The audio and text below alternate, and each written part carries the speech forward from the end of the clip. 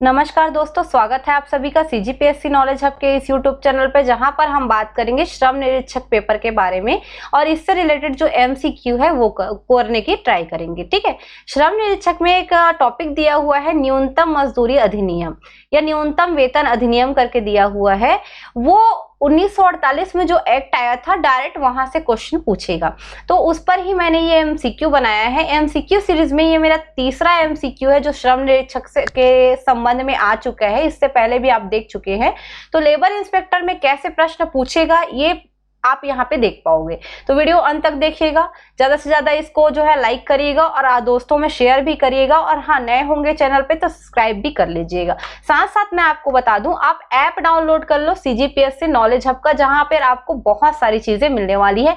Specially course है जिसमें आपको स्कॉलरशिप के माध्यम से भी छूट भी दी गई है। जिन लोग का लिस्ट मैं लास्ट में दिखा दूंगी, उनको जो है कोड लगाना है और उसको डिस्काउंट जो है आपको मिल जाएगा कोर्सेस पे। बाकी टेस्ट सीरीज है, आप ले सकते हैं टेस्ट सीरीज। और यूट्यूब पीडीएफ जो लिखा है लेक्चर पीडीएफ, याद रखना जो यूट्यूब में मैं पढ़ाती हूँ उसका लेक्चर तो होगा ही होगा, पीडीएफ में एक्स्ट्रा मटेरियल भी मिलेगा जो कि प्रैक्टिस सेट के माध्यम से मिलेगा। जो आपका यूट्यूब में नहीं भी है वो भी वहां पे मिलने वाला है। बहुत सारे उसमें क्वेश्चन आएंगे, जिसमें से आपको 1200 से 1500 क्वेश्चन जो है वहां पर ही मिलेंगे प्रैक्टिस सेट में। हिंदी और इंग्लिश दोनों मीडियम को ध्यान रखते हुए हमने बनाया है इसको, ताकि उनको भी प्रॉब्लम मत हो। दोनों में क्वेश्चन सेम रहेंगे, पर इंग्लिश मीडियम वालों के लिए हमने अलग से फोल्डर डाल दिया ताकि उनको इजी हो। तो आप जैसे ही ऐप खोलेंगे ना, रजिस्टर करेंगे, जो यूट्यूब का जो लेक्चर पीडीएफ है इस सेशन के नाम से खुलेगा। इसमें अलग अलग चीजें मिलेंगी आपको, जिसमें से अगर आप लेबर इंस्पेक्टर वाले में जाते हो, सिमिलर है ये दोनों। लेबर इंस्पेक्टर वाले में जैसे ही जाओगे ना, तो ये चूंकि लॉक है, ये परचेस्ड नहीं है। अगर परचेस करोगे तो ये सारी चीजें आप देख सकते हो। जैसे यहाँ पे प्रैक्टिस सेट हिंदी मीडियम के लिए है, इसमें बहुत सारे प्रैक्टिस सेट मिल जाएंगे।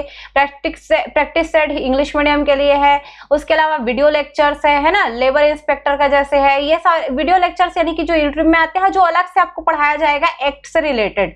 जैसे सारे एक्ट तो जैसे करवाना हुआ, मान लीजिए वहां पे, ताकि टफ मत जाए लोगों को। प्रैक्टिस सेट अलग बात है, नोट्स अलग बात है, लेकिन कई चीजें जो है समझ नहीं आती, तो एक्ट वगैरह के लिए वीडियो लेक्चर का हमने सेशन बना दिया हुआ है, जो वहां पर हम क्लास ले लेंगे। ठीक है, और बाकी चीजें जो आपका यूट्यूब में आता है उसका भी पीडीएफ मिला हुआ है, यहाँ पे मिल जाएगा आपको पूरी चीजें, इसको देख लीजिएगा। चलिए हम लोग डायरेक्ट बात करते हैं एमसीक्यू की, क्योंकि अभी जो है टाइम हम ज्यादा नहीं वो करेंगे इधर उधर की चीजों पे। लेकिन आप प्लीज ऐप डाउनलोड कर लीजिएगा, क्योंकि आपको बहुत फायदा होगा उसमें, और ज्यादा से ज्यादा क्वेश्चन भी मिलेंगे, तो इजी हो जाएगा आपके लिए तैयारी करना। चलिए हम पहले क्वेश्चन की ओर बढ़ते हैं। हमारा पहला क्वेश्चन आता है कि वैधानिक न्यूनतम वेतन किसके अंतर्गत निर्धारित है। ऑप्शन ए मजदूरी अधिनियम 1936, ऑप्शन बी समान पारिश्रमिक अधिनियम 1976, ऑप्शन सी कामगार मुआवजा अधिनियम 1923, या ऑप्शन डी न्यूनतम मजदूरी अधिनियम 1948। जब बात करेंगे हम क्वेश्चन फर्स्ट की, तो चूंकि भले ही मैंने यहाँ पे टॉपिक डाल दिया है, इसलिए आपको थोड़ा सा आइडिया लग जाएगा कि इसका आंसर न्यूनतम मजदूरी अधिनियम 1948 होगा। लेकिन जब आप एग्जाम देंगे वहां पे आपको टॉपिक नहीं डिसाइड किया रहेगा और ऐसे ही क्वेश्चन पटक दिया जाएगा। तो आपको ध्यान रखना है, जहां पे भी न्यूनतम वेतन की बात आएगी ना, वो विधिवत रूप से न्यूनतम मजदूरी अधिनियम 1948 के तहत ही आया है। क्वेश्चन नंबर 2 है, न्यूनतम मजदूरी अधिनियम 1948 के तहत उपयुक्त सरकार निर्दिष्ट रोजगार में नियोजित कर्मचारियों को देय मजदूरी की न्यूनतम दरों को तय करेगी। तो कहां पर यह बताया गया है, ये डायरेक्ट पूछा गया है। ऑप्शन ए अनुसूची 1 भाग 1, ऑप्शन बी अनुसूची 1 भाग 2, ऑप्शन सी अनुसूची 1 भाग 1 और 2, और ये एक्स्ट्रा आ गया है, और धारा 27, ऑप्शन डी अनुसूची 1 और 2। इसमें सही आंसर होगा ऑप्शन सी, यानी कि अनुसूची 1 भाग 1, 2 और धारा 27 के तहत जो है ये मिलेगा। क्वेश्चन नंबर 3 है, निम्नलिखित में से कौन न्यूनतम मजदूरी अधिनियम 1948 के तहत न्यूनतम मजदूरी तय करने का तरीका नहीं है। यानी कि कौन सा तरीका ऐसा नहीं है जिससे न्यूनतम मजदूरी को तय किया जा सके। ऑप्शन ए अधिसूचना विधि, ऑप्शन बी समिति विधि, ऑप्शन सी सौदेबाजी विधि, या ऑप्शन डी उपरोक्त में से कोई नहीं। इसका सही आंसर क्या होना चाहिए? सही आंसर है सौदेबाजी विधि। देखिए, जब आप न्यूनतम मजदूरी तय करोगे तो आप सौदेबाजी नहीं कर सकते। हाँ, अधिसूचना के द्वारा उस न्यूनतम मजदूरी को आप प्रकाशित करोगे, समिति बनाओगे उस पर बात करने के लिए, लेकिन सौदेबाजी ये कोई विधि नहीं है। क्वेश्चन नंबर 4 है न्यूनतम मजदूरी अधिनियम 1948 के तहत निर्धारित न्यूनतम मजदूरी को वर्ष में कम से कम एक बार संशोधित किया जाना चाहिए। तो ये पूछ रहा है कि वर्ष में मतलब कितने वर्ष में एक बार संशोधित किया जाना चाहिए। ऑप्शन ए 2 साल, ऑप्शन बी 3 साल, ऑप्शन सी 5 साल या ऑप्शन डी अधिनियम के तहत कोई उल्लेख ही नहीं है। एक्चुअल में इसका आंसर है सी, कम से कम 5 साल में एक बार इस कानून पर संशोधन किया जाना आवश्यक होता है। क्वेश्चन नंबर 5 है न्यूनतम मजदूरी अधिनियम 1948 में है, ये ऑप्शन इसको सी बनाइएगा और ये ऑप्शन डी बनाइएगा। ओके, ऑप्शन ए है विभिन्न प्रकार के उद्योगों को कवर करने वाली एक अनुसूची है, इसमें विभिन्न प्रकार के उद्योगों, दुकान, प्रतिष्ठानों को कवर करने वाली एक अनुसूची है। ऑप्शन सी दुकानों और प्रतिष्ठानों को कवर करने वाली अनुसूची है, या ऑप्शन डी औद्योगिक प्रतिष्ठानों और कृषि को कवर करने वाली 2 अनुसूचियां हैं। तो याद रखिएगा न्यूनतम मजदूरी अधिनियम 1948 में ऑप्शन डी होगा सही आंसर, यानी कि औद्योगिक प्रतिष्ठानों और कृषि को कवर करने वाली 2 अनुसूचियां यहाँ पर मिलेंगी। क्वेश्चन नंबर जो 6 है आता है निम्नलिखित में से कौन सा कल्याण के सिद्धांत पर आधारित नहीं है। कल्याण का सिद्धांत यानी कि जिससे किसी श्रमिक का कल्याण नहीं होगा। ऑप्शन ए अभरक खान श्रम कल्याण कोष अधिनियम, बी लोहा यश खान श्रम कल्याण कोष अधिनियम, ऑप्शन सी न्यूनतम मजदूरी अधिनियम, या ऑप्शन डी डाक वर्कर्स सुरक्षा स्वास्थ्य और कल्याण अधिनियम। इसमें कल्याण को पकड़ के आप न्यूनतम मजदूरी अधिनियम को पकड़ सकते हो एज अ आंसर, पर ध्यान रखना कल्याण का सिद्धांत मतलब कहीं ना कहीं उनके फायदे के लिए रहेगा, श्रमिकों के फायदे के लिए, लेकिन न्यूनतम मजदूरी अधिनियम कहता है कि आपके जो काम करने के तौर तरीके हैं उसके आधार पे आपको एक न्यूनतम मजदूरी दी जाएगी, तो वो कल्याण का सिद्धांत नहीं होगा, इसलिए ऑप्शन सी सही आंसर होगा। क्वेश्चन नंबर 7 है निम्नलिखित में से कौन सा कानून असंगठित क्षेत्र के श्रमिकों पर लागू होता है। ऑप्शन ए न्यूनतम मजदूरी अधिनियम, ऑप्शन बी बाल श्रम निषेध और विनियमन अधिनियम 1986, ऑप्शन सी अनुबंध श्रम विनियमन और उन्मूलन अधिनियम 1970, या ऑप्शन डी उपयुक्त सभी। सही आंसर क्या होगा असंगठित क्षेत्र पे ये सारे ही लगभग लागू होते हैं, संगठित और असंगठित दोनों ही श्रमिकों पर ये लागू होंगे। क्वेश्चन नंबर 8 है न्यूनतम मजदूरी अधिनियम के तहत न्यूनतम मजदूरी से कम दरों के भुगतान से उत्पन्न होने वाले दावों को तय करने के लिए आधिकारिक राजपत्र के तहत अधिसूचना द्वारा निम्नलिखित में से किसे उपयुक्त सरकार द्वारा नियुक्त नहीं किया जाता। इस क्वेश्चन को मैं थोड़ा आपके लिए इजी करती हूँ। हमारे पास है न्यूनतम मजदूरी अधिनियम, उसमें मान लीजिए न्यूनतम मजदूरी जितनी दी जानी है उससे कम दरों पर भुगतान होता है और इससे कोई प्रॉब्लम आती है या कोई विवाद उत्पन्न होता है या कोई दावा उत्पन्न होता है, तो अधिसूचना उपयुक्त सरकार जारी करेगी उसके संबंध में आधिकारिक रूप से। तो इन दावों को तय करने के लिए उस अधिसूचना द्वारा किसे ये नियुक्त नहीं करेगी, है ना, मतलब कौन जो है वो दावों को तय करने के लिए अधिकारी के रूप में नहीं नियुक्त नहीं किया जाएगा, ये डायरेक्ट पूछा है। तो उपयुक्त सरकार किसे नियुक्त नहीं करेगी। ऑप्शन ए कामगारों के मुआवजे के लिए कोई आयुक्त नियुक्त नहीं करेगी क्या। ऑप्शन बी किसी भी क्षेत्र के श्रम आयुक्त के रूप में कार्य करने वाले केंद्र सरकार के किसी अधिकारी। सी राज्य सरकार द्वारा कोई भी अधिकारी जो श्रम आयुक्त के पद के नीचे का ना हो, या ऑप्शन डी कोई भी अधिकारी जो जिला मजिस्ट्रेट के पद से कम ना हो। तो सही आंसर क्या होगा ऑप्शन डी, एक जिला अधिकारी है जो जिला मजिस्ट्रेट होता है ना, डीएम। तो डीएम से नीचे पद का कोई नहीं होगा जिसको उन दावों को तय करने के लिए नियुक्त किया जाए। तो इनमें से जो है जिला मजिस्ट्रेट के पद से कम ना हो, है ना, इनको नियुक्त नहीं करेंगे।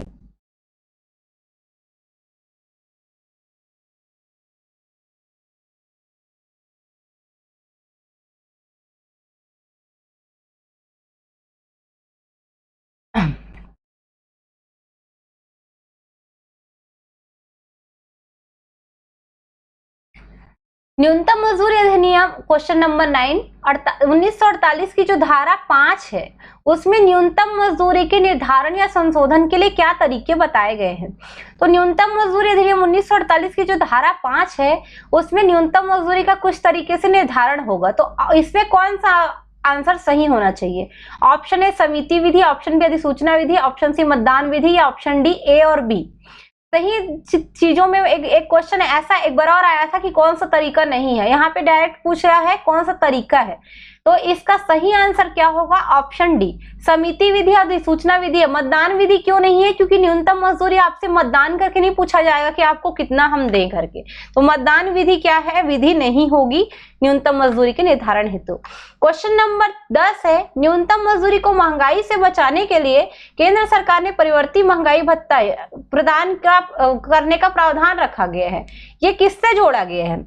ऑप्शन है औद्योगिक श्रमिकों के लिए थोक मूल्य सूचकांक संख्या WPI-IW, या फिर ऑप्शन बी है औद्योगिक श्रमिकों के लिए उपभोक्ता मूल्य सूचकांक संख्या CPI-IW, ऑप्शन सी सभी शहरी उपभोक्ता के लिए उपभोक्ता मूल्य सूचकांक संख्या CPI-UC, ऑप्शन डी थोक, जो सभी शहरी उपभोक्ताओं के लिए जो है थोक मूल्य सूचकांक संख्या, यानी कि ये सभी ऐसे होगा, सभी शहरी उपभोक्ताओं के लिए थोक मूल्यांक संख्या यानी कि WPI-UC।